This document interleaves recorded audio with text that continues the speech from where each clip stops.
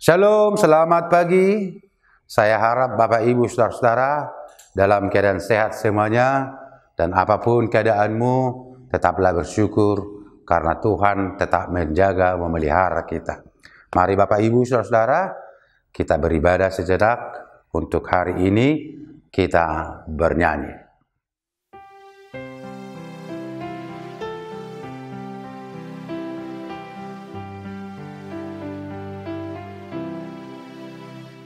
Jehovah pandongan dina poseai ibana patuju honang sidalanani asamarolo polo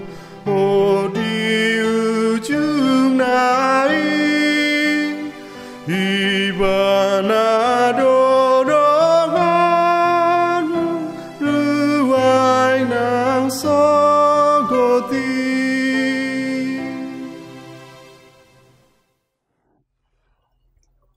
Kita berdoa.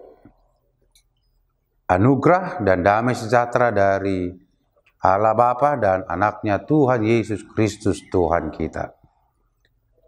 Amin.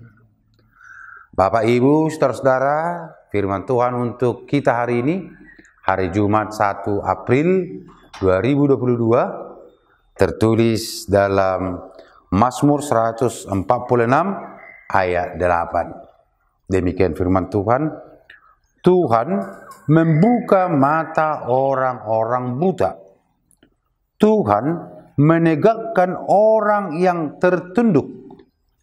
Tuhan mengasihi orang-orang yang benar. Sungguh indah firman Tuhan. Saudara-saudara yang dikasihi oleh Tuhan Yesus, kitab Mazmur adalah gabungan dari kitab-kitab pujian. Dan ada 5 bahagian dari kitab Mazmur yang terdiri dari 150 pasal.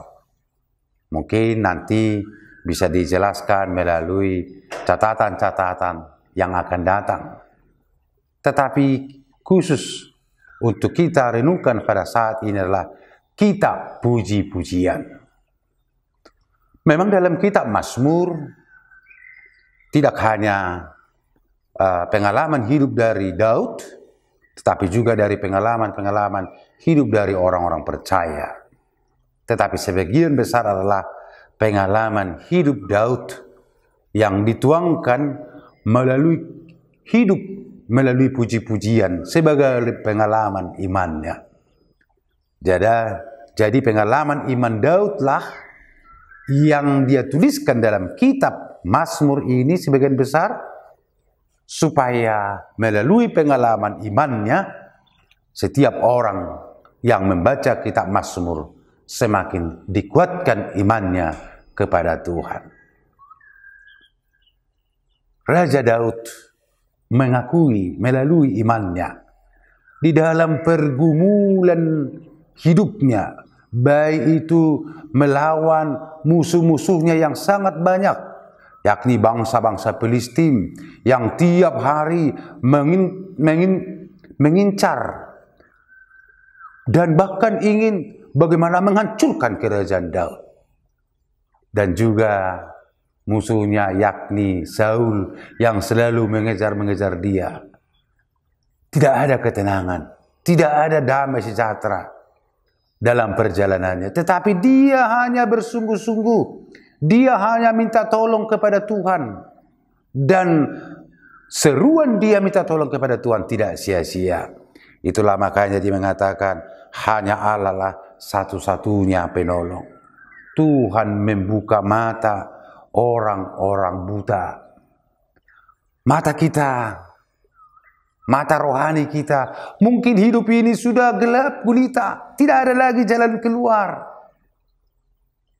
Mata rohani kita, bahkan mata jasmani kita mengatakan, ini akhir dari segalanya. Tetapi Tuhan membuka mata hati kita, membuka mata jasmani kita, melihat jauh ke depan. bahwa Tuhan itu adalah Allah penolong. Tuhan akan membantu orang-orang yang menderita, orang-orang yang selalu berseru kepadanya, orang-orang yang minta tolong kepadanya. Tuhan menegakkan orang-orang yang tertunduk. Orang yang tertunduk artinya nabocok rohana, yang merasa hidupnya hidup di dalam titik yang terendah. Tidak ada lagi daya. Jangan dong betenaga. Tetapi Tuhan menegakkan, ayo bangkit. Semangat. Keep spirit. Jangan mundur, jangan putus asa. Karena apa? Karena orang yang tertunduk itu nunggah bocok rohana, tidak ada lagi pertolongan dari yang lain. Bahkan tenaga dari dirinya lagi tidak ada. Hanya untuk berseru kepada Tuhan saja. Tuhan mengasihi orang-orang yang benar. Mata Tuhan tertuju kepada orang-orang yang beriman, orang-orang yang baik, orang-orang yang selalu mengasihi sesama, yang selalu mengedepankan yang baik. Dan itulah Tuhan mengarahkan pandangannya hanya kepada orang yang demikian. Bapak, Ibu, saudara-saudara, Tuhan melihat kehidupan kita. Tuhan sekarang menyampaikan firman-Nya kepada kita di saat kita sekarang mungkin kita mengatakan bagaimana hari esok. Mungkin kita mengatakan Tuhan tidak ada lagi tenagaku, tidak ada lagi harapanku, saya sudah putus asa. Tuhan melihat hidupmu Bapak Ibu, remaja Naposo Bulung dan bahkan semua kita orang yang percaya. Berserulah, minta tolong kepada Tuhan. Tuhan akan pasti menolong kita. Mungkin songon buku di bahasa Batak di dok, sipata di pabeda, sipata di peleleng, sipata kapanlah datangnya pertolongan Tuhan. Pertolongan Tuhan indah pada waktunya, tepat pada waktunya. Pertolongan Tuhan itu tidak pernah terlambat. Dia tahu yang terbaik bagi kehidupan kita. Untuk itu saudara-saudara, pengalaman iman dari Daud diberitakan kepada kita agar menjadi bagian dari pengalaman iman kita, sehingga kita suatu saat akan mengatakan Tuhan itu sungguh-sungguh penolong setiap orang yang berseru kepadanya. Amin. Kita berdoa. Terima kasih Tuhan buat firman-Mu yang telah meneguhkan kami, mengingatkan kami dalam pergumulan iman kami. Berkatilah Tuhan firman-Mu bagi setiap pendengar, sehingga mereka menyaksikan, mengakui bahwa pertolongan Tuhan tepat pada waktunya. Terima kasih Tuhan Yesus, hanya dalam nama-Mu kami berdoa dan mengucap syukur. Amin. Bapak Ibu saudara-saudara, sungguh yakin bahwa setelah kita beribadah ada suasana sukacita dalam hidup kita. Amin.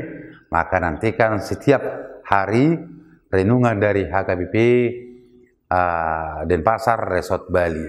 Kami dari Resort Bali ada Pendeta Gonggong Pasaribu, ada Pendeta Rosbina Sinaga, ada Pendeta Firdaus Sutasoid, dan saya sendiri sebagai Pendeta Resort Bali, Pendeta Senturi. Mungkin minggu-minggu yang akan datang akan ikut juga dari Pendeta HKBP Mataram dan juga HKBP Nusa Dua. Saya yakin Bapak Ibu semuanya sehat, semangat, dan selalu bersuka cita dalam Tuhan. Amin. Shalom.